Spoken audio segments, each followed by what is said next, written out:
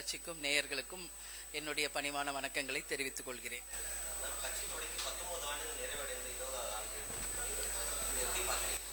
இது மிகப்பெரிய ஒரு சாதனை. ஏன்னா எந்த கட்சியிலிருந்து தேமுதிக பிரிந்து வரவில்லை.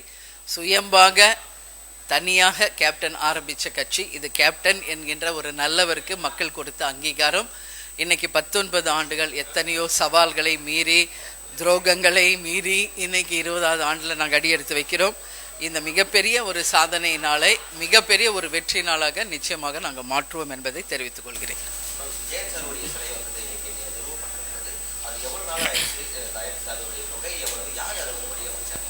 இல்லை, அது நாங்கள் டிசைன் பண்ணி ஒரு 2-3 வாட்டி கரெக்ஷன்ஸ் போய் ஃபைனலாக எல்லாரும் பார்த்து இது கரெக்டாக இருக்குது கேப்டன் மாதிரி அப்படின்னு சொல்லி ஒத்துக்கொண்ட பிறகு மதுரை வாயிலில் இருக்கின்ற ஒரு குழு தான் இந்த சிலையை நிறுவனாங்க.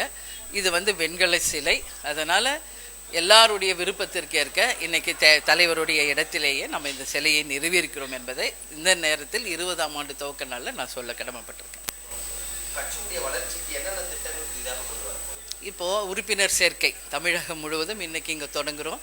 அது தமிழகம் முழுவதும் உறுப்பினர் சேர்க்கை முகாம் நடத்த இருக்கிறோம். வருகின்ற உள்ளாட்சி தேர்தலுக்கு நாங்கள் எங்கள் வேட்பாளர்கள் போட்டியிட எல்லா இடத்திலையும் தயாராகி கொண்டு இருக்கிறோம். அது மட்டும் இல்லாமல் வருகின்ற 2025 தமிழகம் முழுவதும் தெருமுனை பிரச்சாரங்கள், பொதுக்கூட்டங்கள், பல்வேறு திட்டங்களை செய்து ஓராண்டு காலம் தமிழகம் முழுவதும் எல்லா ஊர்களுக்கும் நேரடியாக சென்று கழகத்தை எங்களுடைய தொண்டர்களோடு சேர்ந்து நாங்கள் சிறப்பாக கொண்டாடி செல்ல இருக்கிறோம் என்பதை தெரிவித்துக் கொள்கிறேன்.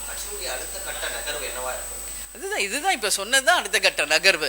தேர்தலுக்கு தயாராவதும் அந்த தேர்தலில் வெற்றி பெறுவதற்கான வியூகமும் அமைப்பது தான் அடுத்த கட்ட நடவடிக்கை.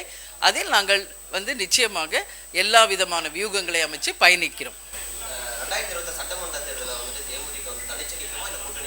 அதுதான் இப்போ ப்ரெஸ் மீட்டில் சொல்லிட்டேன். எல்லாமே டெய்லி இதை சொல்லிகிட்டு இருக்கேன், பலமுறை சொல்லிட்டேன். இப்போ நாங்கள் இருக்கிற கூட்டணி இப்போதைக்கு இருக்கும். 26 இன்னும் 1.5 வருஷம் இருக்குது. அதனால் நிச்சயமாக எங்கள் கூட்டணி மகத்தான வெற்றி பெறும் என்பதை தெரிவித்துக் கொள்கிறேன். நன்றி, வணக்கம்.